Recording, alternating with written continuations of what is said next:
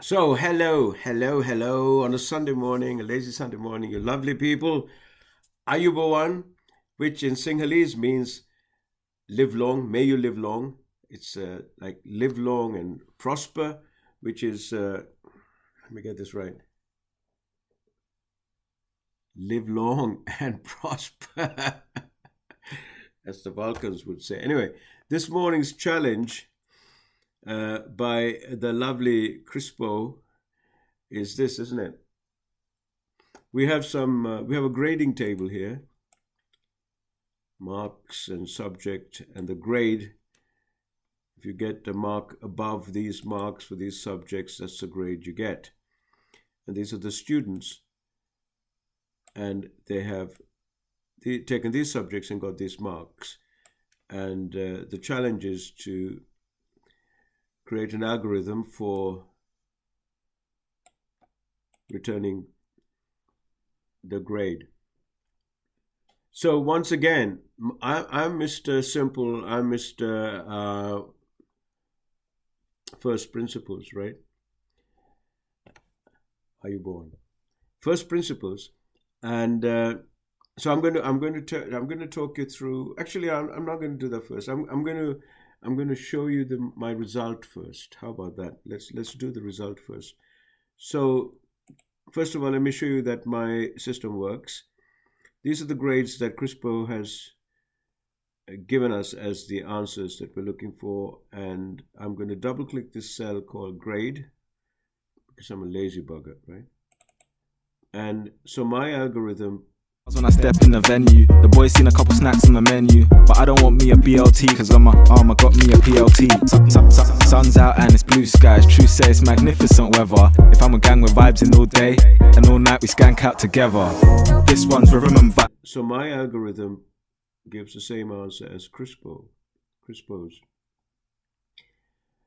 I'm going to show you how that works in a second, and my thinking process, which is what this is all about. It's not about VBA, basic Python, or anything like that. It's about the thinking process. How can someone who is a normal human being, right, not an alien, not a Vulcan, not any of those people, right, a normal human being with normal intelligence, with normal access to technology, with normal common sense, right, work out how to solve this problem, right? Because if you're a school teacher who needs to work this out on a spreadsheet, you're not going to be a Python expert or a Power Query expert or sex machine. I mean, you're not expected to be any of those things, right? You're expected to have common sense, and the kind of common sense that would make you, as I said, a teacher, wasn't it? Yeah, a teacher. And so I'm taking this from a point of view of teaching. How can I make ordinary people extraordinary? That isn't it, right? Now, okay, so let's see how I've implemented this. All right, sorry, I'm going to go through the thinking process first, right? So for each of these rows, so you got that's a student, but forget the student. We're not interested in interested in the student for this exercise. We are interested in the subject and the mark. So what we need to find is looking down this list, this lookup list, we need to find the subject math, going from the top to the bottom. We say math, and look up the minimum mark for that grade, which is 60. Compare that with the mark that Emily has got, and 62 is greater than 60. So she should get an A. All right. I'm saying she should get an A. She's done very well. Emily in English, she's got 63, right? So English, she hasn't got an A because she needs to get, so keep going down. She hasn't got a B either because she hasn't got 75 or over. She hasn't got a C either because she's got 63. But she has got greater or equal to a D. So that is what should be returned. So for all of these people, it's a simple matter of looping through from top to bottom and finding the point at which the subject is the same as the subject and the mark is equal to or greater than the grade, the mark. What do you call it? the mark grade mark grade mark. What do we call it? The mark for the lowest mark for that grade. That's what I meant to say. Right. So that's simple enough, right? Now the algorithm to work that one out is what I have here. So I'm going to make some space here so we can see what the hell's going on. And as you can see, it is very simple. This is all there is, right? Now, I'm not, because I've written this out already, I'm not going to go through how the steps, but if you were to do this from scratch, you will try this out for one line, right? Try this out for one line. So essentially you will have this bit here, right? To try it out for one line, check that it works. And then what I've done is I put it into a loop to go down the grades table. Well, I haven't actually got any Excel tables here, so I've just made it into a normal range because I want to do it in first principles. Why do I want to do it in first principles? Because I want to show you how easy it is if you think on the basics. So then what I done was I got that working is I put it into a loop, and this is the kind of way that you should be thinking, because we got it to work in first principles for one row up to here, right? And now we put it into a loop from there to there, and we are incrementing the row by 1, right? Starting from 4, just going, and it's going to finish when that row is exhausted. I explained on a previous time, I hope it was Crispo's last week, what this means. Cells I row to, this is row column, and by referencing cells like this, we can iterate through it dynamically. Every time I row changes by 1, it'll go to the next row, right? And look at column 2, and if it's blank, it will stop, right? You know what? I'm just going to change that a little bit just so that to teach that it is probably better to do this. Do while. I often wondered this, but I think that this is more logical. Do while it is not blank, right? Rather than go one more and then say, hang on, I don't want to go there. Right. So having said that, that's how it works. You've just seen it work. Let's see it work again. Right, let's see it work again, right? Just for the fun of it, I've done that, right? Deleted that. And let's run it from here. Poof, right? The only other trick that I've done here is that I've triggered it by double clicking this cell. This is another thing I like to do because we can do it. Hey, look, Excel, isn't it? Have Excel, will travel. So to do that, let me show you what I did. I'm going to bring back, get away. I'm going to get away this locals window. Sorry. I clicked a button that I didn't even understand what the hell it is. So this is what forget this because that's last week's. So this is the code that we just looked at. In the sheet code, behind the sheet, I've got this thing here. So I've said that before double click, right, which is one of my favorite triggers, and you should be using this a lot because it's very convenient and it's pretty cool as well. It saves the trouble of having buttons, but you do need to train the staff into knowing what cell to double click. Sometimes it's obvious, like just now. So if the target of the cell that I clicked is K3, and you have to put the absolute reference there, I'm calling that procedure, and then I'm asking the cell to go to the next row below. The reason for that is because this is also a bit of training. I'm going to take that off so that I can show you what happens. If we didn't have, let me blank that out. If we didn't have the that, what happens is, if I double click that, right, so it does the job, but then it also goes into edit mode, right, which is really not what you want, because that could mess up other things, right? It's at a state, which is not really what you want. By making it go to the next cell, it doesn't matter which way you go, but and making it jump out of the cell solves that problem. You see, it takes 30 years of experience to pick things like that up. No, I'm kidding you. I mean, look, this is very simple stuff. But something I figured out maybe 20, 25 years ago. And I first said, oh, where's it going into edit mode? I don't like that. Right. I'm going to take this one step further because what I've also done is, and I'll show you the result first, right? Okay, I'll show you the result first. So I'm going to do fun. And you can see that there's a new formula that you never heard of. Fun stands for function. Get grade. Is this a new dynamic array formula or what? Why has nobody told you about this one? So you got two arguments there. And it doesn't actually show what the arguments are, but that is expecting is. But the arguments are subject and mark, right? And it returns the grade. It's a function that does exactly what we did before, but in the form of a custom formula. So this one we can now drag and drop. There you are, magic. So we have two ways of doing this.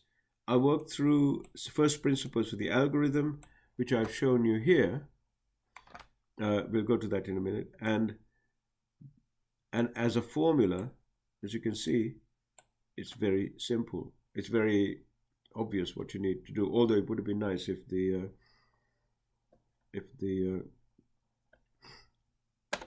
oops, what happened there? If there was a guide there as well, but forget that for the moment because we can't have everything in life. We have to kind of make do with what God has given us, right? And this is what God has given us. Okay, so forget this for the minute, right? This is the function. It's a custom function, and all I did here. Oh gosh, I need to go to the previous.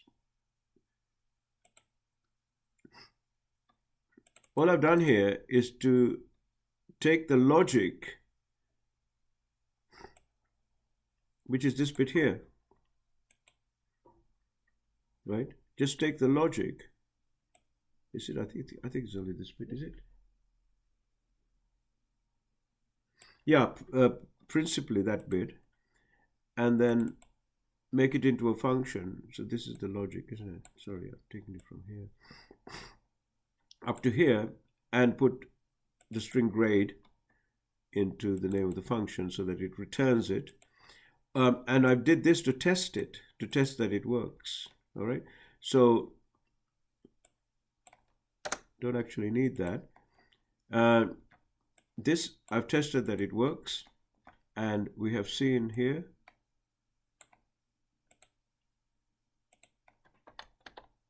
that it works, just like any other formula. But this time, this formula is special because it's been created with my bare hands, right?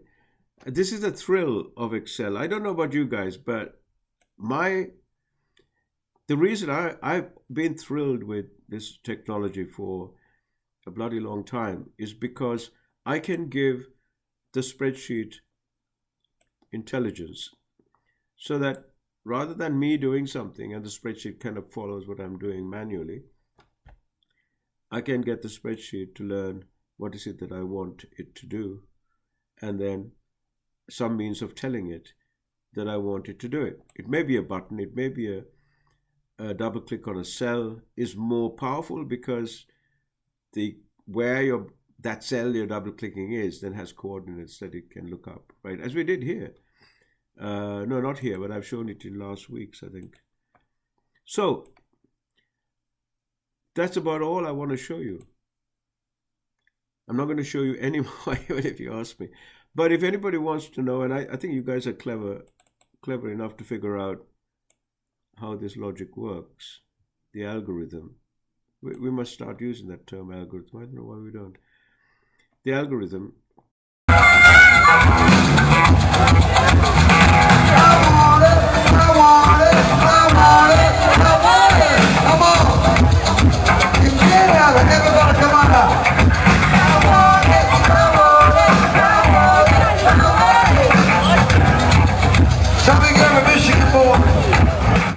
The algorithm that translates the logic, the first principles logic, into programming code. And you'll also find that I've started doing this. I don't refer to this as VBA because I think that is a very distracting and very that's a term that uh, people don't fully understand.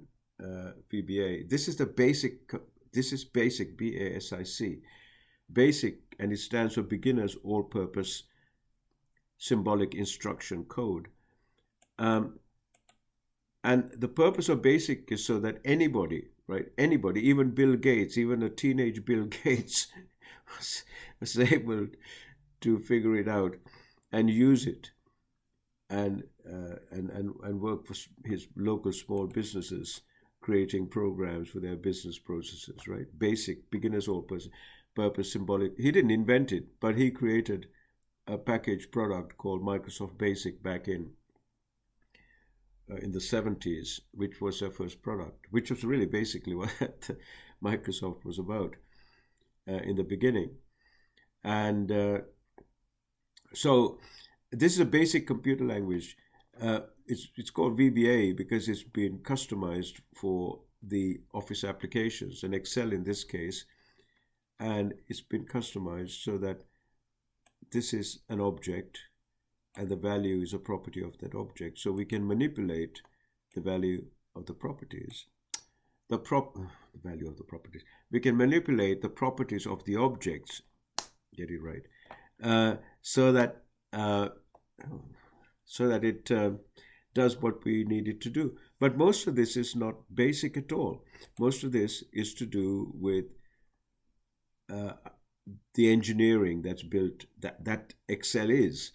Actually, why I didn't actually want to go here, but let me just show you what I mean. This is an object that's part of Excel, right? And this is a property of that object. I'm now going to talk about objects and properties and methods now.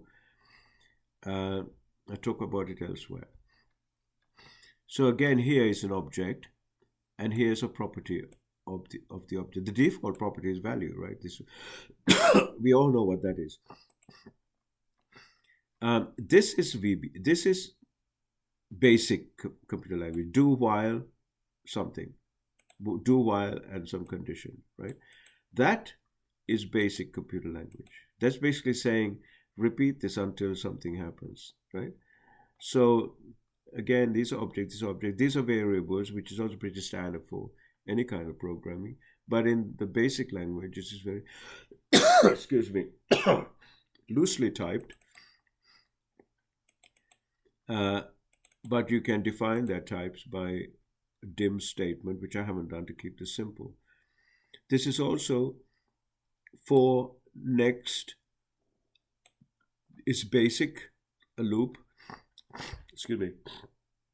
And I use for next here because I know for definite that is from row 4 to row 23.